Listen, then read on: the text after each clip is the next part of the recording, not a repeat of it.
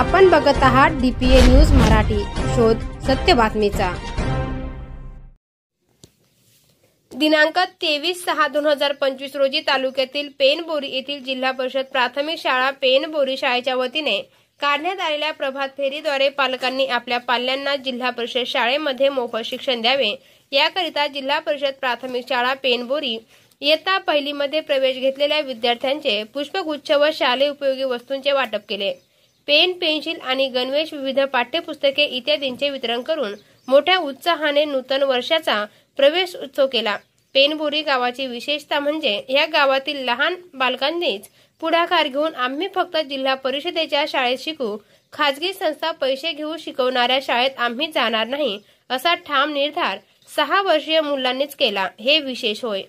प्रभात फेरीद्वारे आमच्या समन्वयक मुलींनी जिल्हा परिषदेच्या शाळेमध्ये शिकण्याचे आवाहन केले। या प्रवेश उत्सव सोहळ्याला शाळा व्यवस्थापक समिती अध्यक्ष, पेनबोरी गावचे सरपंच, मुख्याध्यापक, शिक्षण प्रेमी, ग्रामस्थ, पालक वर्ग व सर्व शिक्षक वृंद आणि शिक्षकेतर कर्मचारी उपस्थित होते। DPA न्यूज साठी प्रतिनिधी ज्ञानेश प्रसाद, वाशिम। ताज्या घडामोडी व अपडेट जाणून घेण्यासाठी आताच DPA न्यूज चॅनलला सबस्क्राइब करा आणि बेल आयकॉन क्लिक करायला विसरू नका।